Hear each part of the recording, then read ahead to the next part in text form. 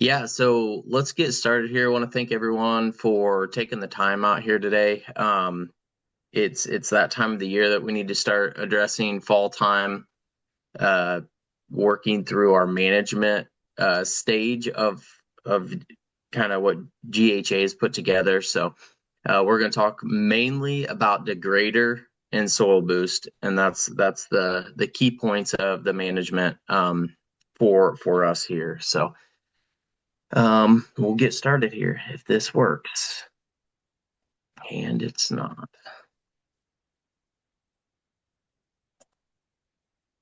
There we go. Okay. So first off, want to start by talking about humic acid a little bit here. Um, there's several components to the humic acid that we really strive to understand and why we really utilize it. Starting off, it's the nutrient chelation.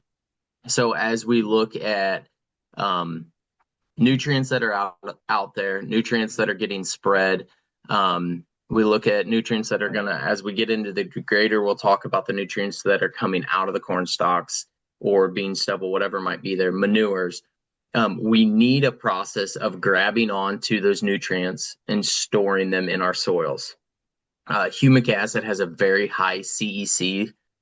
So cation exchange, it has a lot of exchange sites that it can hold those, put them in a nutrient storehouse, and keep them in the root zone or in the profile of the soil, so that plants can utilize them, and we don't have the leaching that happens. We can actually help oxidation from not happening. You think of your carbons oxidizing, you think of um, like sulfurs oxidizing and stuff like that. We can actually store them longer term by utilizing humic acids. The one really key point of our humic acids and why we really like the mine that we're getting out of in the Southwest is we have a very high fulvic acid content in that as well. So the fulvic is a smaller molecule. It's small enough that microbes and fungi can actually consume it. So it's a really good biostimulant as well. Um, when we look at, the different carbon chain sizes, you look at humic acid, think of building a fire. You have your kindling, that is going to be your sugars, your amino acids, small, very flammable, use relatively quick to kind of get that fire started. You look at your fulvics as kind of your kindling. So there's a little bit of mass to them, but they're pretty easy to catch fire from the kindling and get that fire going. And then the logs are kind of that humic acid component of it. So in order to start a fire, you need all those phases. And in order to really get our soils ramped up and rolling, we want, sugars, amino acids, we want fulvics out there, and then we want the logs to really get that fire burning and get it going. So as we go through that, some components that humic acid has, humic has a positive charge and a negative charge to it. So when we look at our clay soils in specific areas, we have they're negatively charged, so they'll stack on top of each other and just keep stacking. That's where the compaction piece comes in on clays. The nice thing about the humic acid with that positive and that negative charge, it will actually get in between those clay colloids and begin to get them to separate and start to stand up. So we're allowing more oxygen into our soil, which is extremely important in heavy clays. Now we go to the sand component. Sand, you can compact sand, but it's a different kind of compaction, you might say. Sand does not have very high CECs. It can't hold on to minerals, nutrition for a long period of time. It washes very quick. Nitrogen just flows through sand extremely fast. So is what the humic can do on sands is it's not so much the allowing oxygen into the soil. It is more the ability to hold on to the nutrition, and allow for that nutrition to stay within the zone that the plants can grab onto it. So this is a very versatile product. We're spreading it on really any kind of soil types for the most part for those two specific reasons. The other piece is we were talking in, Kansas with Sarah, humic acid can hold on to moisture, H2O, very well. I think it's 6 to 7 times. It will hold 6 to 7 times its weight in water. So you need less water to feed that plant. The other part of it is a carbon-filled plant will utilize less water than a plant with the deficiency of carbon. So it allows us to push through those dry periods longer. Not saying if it doesn't rain for 3 months, you're going to have a crop and everyone else isn't. But next week at our field day, I think as we start to talk through some of these, you will start to see where Todd has been using this for 10, 15 years. He will get an extra 7 to 10 days in a drought period that he is not stressed when his neighbors get stressed relatively quick. And that's the ability to hold on to that water. The other really neat piece is as we start to utilize the humics, our soils will actually, the amount of oxygen that we're allowing in there, they'll almost turn into more of a coffee ground style. So when we get a rain, we have the ability to hold it better because of the carbon, but we can also get rid of it. It will move through our soil profile quicker. So we can typically get onto our fields quicker than the neighbors, and we can hang on to moisture longer than our neighbors. So this is a very important step in fixing our soils. As we get our carbon levels up in our soils, now we have different groups of bacteria and fungi that can actually thrive in this. One piece that a lot of people, it's kind of hard to comprehend without seeing it firsthand. But as we get our carbon levels up in our soils and we fix our soils, our weeds will actually kind of change. We won't have the same weeds that we've had in the past. And typically we have less weeds than what we did before we started this process. And that's because a healthier soil an unhealthy soil will utilize certain weeds to try to balance itself. Whereas as we get healthier soils, those weeds will not be needed in order to help balance our soils. So that's kind of a little bit of the background on the humic acid. Colt, if I'm missing anything, feel free to jump in. Real quick, one thing I do want to touch on, you talked about the water capacity, what humic can hold.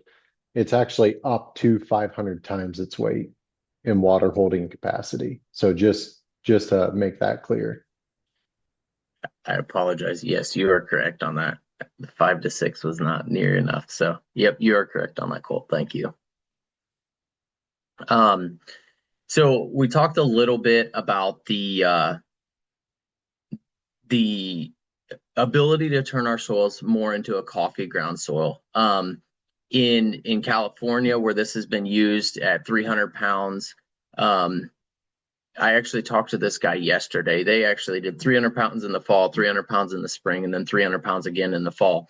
They were having soil that was not breaking down, was not mellowing out, and they utilized this, and they really have changed their soils. And that the point of this is there's not a special number or specific number that's going to work on every field.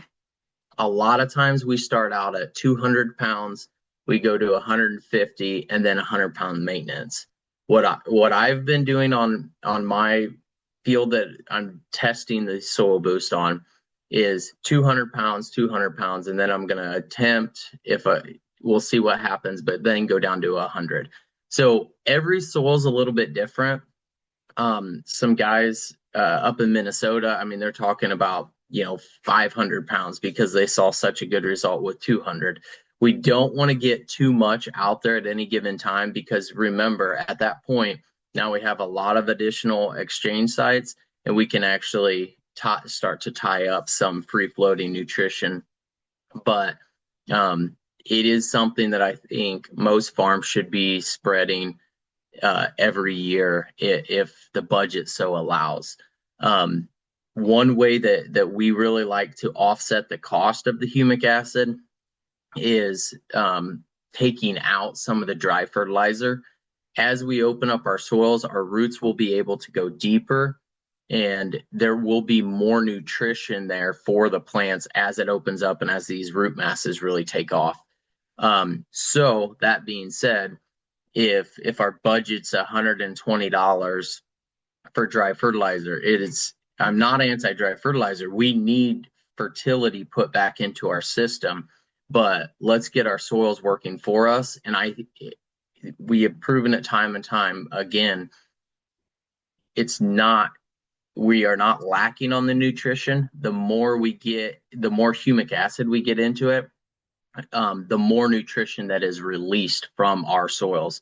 So we need to continue to watch our levels, but we can significantly cut back on our dries and replace it with the humics. So that is the best way that we can kind of justify this of, well, I'm going to run out of fertility.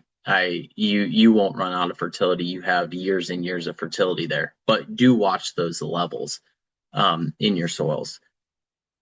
There was one other piece that I just slipped my mind on that, but if I remember it, we'll come back to it.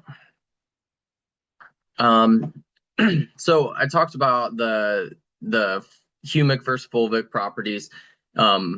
That is the humic's more of a long term, the fulvic's more of a short term, but they play two different roles. Our humics do have a higher fulvic acid content than a lot of the other humics in the marketplace, and that's why I think we've seen really good results and why we've locked into this one specifically.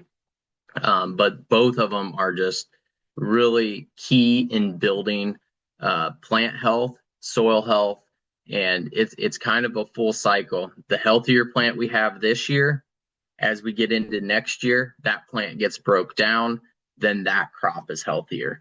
So that's the whole goal is in our 4-stage process is put stages in order so that we can continue to better the cycle and everything should work its way up as we better the cycle in every specific area. So this is kind of the residue management and nutrient cycling is one of the most interesting pieces to row crop farming, I think, or farming in general. And it's that whole process of taking what's out there, utilizing it, and bettering the next year's crop, 2 years down the road crop. We have put tons and tons of dry fertilizer and manures and all this stuff out there, and constantly we're putting it out there and we are kind of capping ourselves as we try to increase yields. We've come to a cap, and I believe a lot of that is because we have not learned how to properly mineralize and utilize what's in our soils. So that's kind of the quest right now is learning how to mineralize it. A lot of people go after different biologies to release it. A lot of guys go after tillage to release it. There's a lot of different practices, and not any one of them is bad, but it's understanding that process and the positives and the negatives and working towards a sustainable program for a lot of the growers. So we have some really, really good data back, and this was, I believe, this was all university data, third-party data.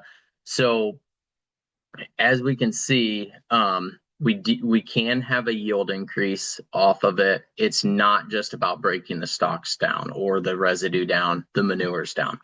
So 39% increase in the residue breakdown, and it ended up giving us a 10 bushel advantage. By no means am I going to tell you if you spray this, you're going to guarantee a 10 bushel increase. I always get very leery on promising increases based off of utilizing a product. There are so many factors that go into it. Temperatures, when it was sprayed. If this was sprayed in September, let's say, and we had a lot of heat, a lot of moisture through the fall, didn't get super cold, we broke down way more than if we go out and spray it the 1st of November, and then we had a week of warm weather and it started to drop off. So by no means am I saying Chase said 10 bushels what I'm going to get on this, but is what is what I will say is time and time again we have watched really good returns on these products, on degraders especially, and I am very confident to tell people go spray it. Never mix it with Roundup. That is the one thing I'm gonna tell you. Talk to us if you are gonna spray Roundup as a burn down, and we'll figure out a little different formulation for that. But never Roundup. But it has given us really, really good returns. This here is I talked about releasing nutrition in the soil. And the grader in Central Illinois on a third-party data, this is the amount of phosphorus, potassium, calcium, and magnesium that was released. Those are really, really big numbers as you start to look at the cost of the product. The cost of the product is irrelevant when you are releasing this much nutrition. We talked a little bit about the percentage of decomposition that happens. 23% is what we saw. That was the University of Illinois, I believe, that one was done at. But you see degrader plus AMS. AMS, we like to go out when we put degrader on, we like to add 2 pounds of AMS. And the reason for that being, there's a little bit of sulfur in there, and there's a little bit of ammonium nitrogen. Those two components help biology ramp up relatively quick, and they feed the biology. They help that carbon to nitrogen ratio on those stalks. 2 pounds is not a lot. It's not much additional cost, and it can make a massive difference. We do not need gallons of 28 mixed with this. We don't want that because we throw that imbalance out of place. That's too much nitrogen, not enough carbon. So that's why 2 pounds of AMS is kind of that sweet spot for us. That's soil boost. That might be in the wrong area. One number, a couple of numbers. Just a second. Well, we'll keep going and come back to it. So the soil boost, stepping back to the humic acid, over a 6-year time period, 15 bushel increase, 450 pounds applied over 3 of those years. And then the further we get, I mean, you get into a 5% yield benefit in the soybeans and a 15 bushel increase in 2018. So as we look at this, the things to really understand is you can kind of start to see your soils improve, your soils get better. One piece I do want to emphasize, soil boost is not a 1-year fix. We need to apply. When I'm out talking to guys, if they want to try it, I ask them to verbally commit to at least 3 years of trying this on that specific spot. Last year in Illinois, they spread it. It was at 150 pounds for the first time trying it. And they saw it was 6.7 bushel. 6.7 bushel didn't cover the soil boost. But as you get out there this year, and they spread 150 again this spring, as we get out there, we start to see the soils change. The pentrometer is going deeper into the soil. We're allowing more oxygen. I can't wait to see the yield data that we get off of it this year. But it's a process of building. I don't ever sell soil boost as a 1-year fix. It is a process that is bettering our soils and opening up our soils.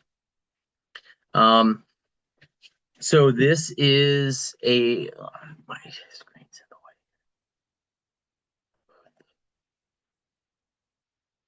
There we go. This is a field, and it just kind of shares a little bit of the yield increases over the years and how much money was contributed to that. This is a field, so this is not a one acre chunk, obviously, but it just kind of shows the benefit on getting this across some acres. I mean, I think anybody would on any 80 or 100 acre field would take an additional, $8,000 on those acres. And as you start to total them up, you really start to get some larger numbers. I mean, $27,000 over that would have been 4 years, sorry. So, I'm sorry, my screen is kind of screwed up here at the moment.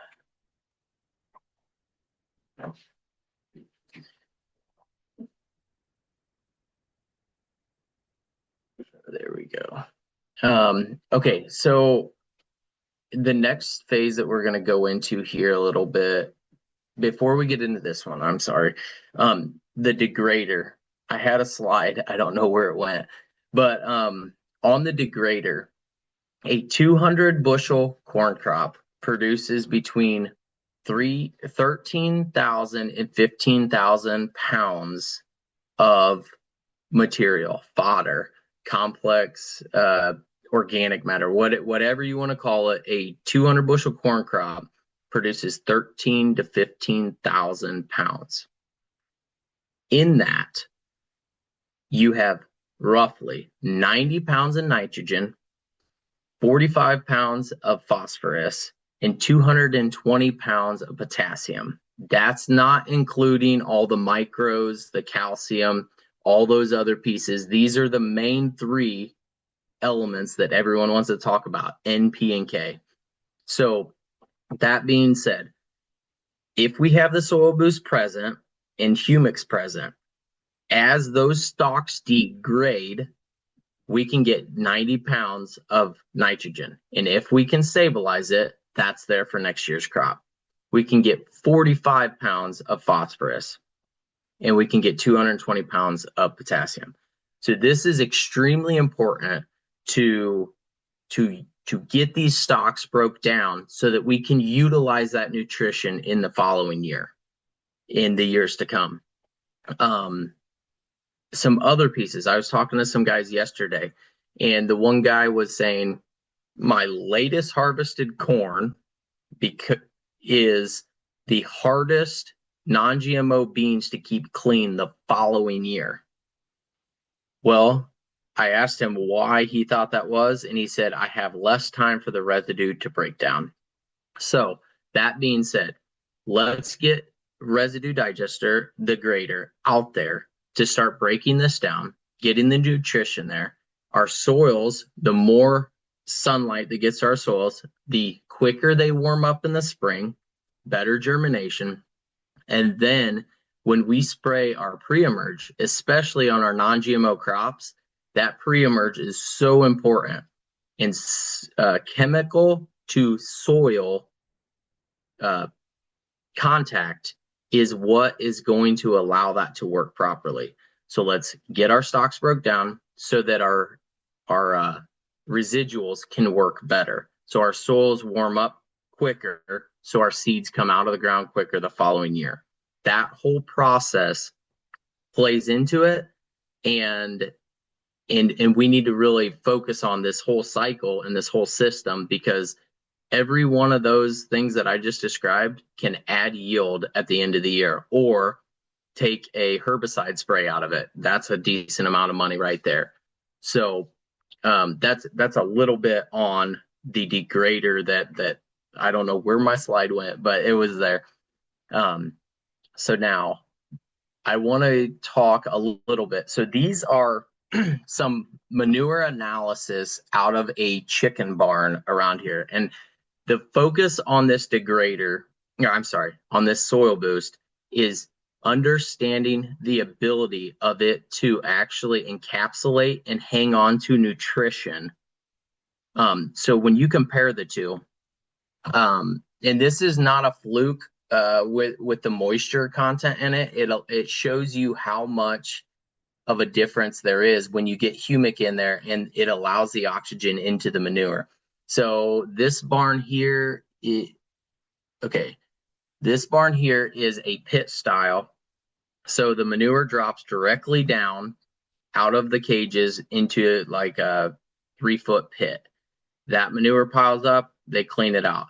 Is what he did was spread the soil boost multiple times through that flock's lifespan, and the moisture content dropped dramatically where he utilized the soil boost, and where he did not, the moisture is quite a bit higher. Then you go to the nitrogen content over. Colt, can you see my cursor on the screen? Yeah, yep, I can. Okay. So you look at over here, look at the nitrogen numbers on this one over here with the humic present. You come over here, they're significantly less. Phosphorus, potassium, all those are significantly higher where the soil boost is. And on the nitrogen side, the reason the nitrogen is so much higher is we are not allowing that ammonia to gas off. We're actually encapsulating it, putting it into a nutrient storehouse so that it can now be used on the field. He sells some of his manure, and he told me, I will not be selling any of my manure where I utilize the humic in the barns, because higher nutrient content of it. This is his barn. It's a different barn. This one has a conveyor system that takes it out. And so he had 2 piles. And you can see the moisture, once again, where he did not have it was much higher. In the moisture where he had it was much lower. And that is extremely important, because we do not want to haul water in our manures, because your tons are off, you're just hauling water. So, but once again, look over here. We have high numbers over here and lower numbers here. And the one piece I didn't hit on the last one, this 9.1 carbon to nitrogen ratio. And then you go over to where there was not humic, 5.5 to 1. That is almost double the carbon in the manure. That is extremely key for our soil health. So I just wanted to show that so we can see what it does just in manure alone. Now think about in the field with nutrition being released out of those corn stalks that were hit with degrader. So this gives a little bit more nitrogen, or 18% more nitrogen retention, 12% more phosphorus. So yeah. This piece was a little more on the 4 stages. I think we're probably getting fairly long, but that is a little bit on the degrader and the soil boost. I want to thank everybody for taking the time to hop on this. Thanks.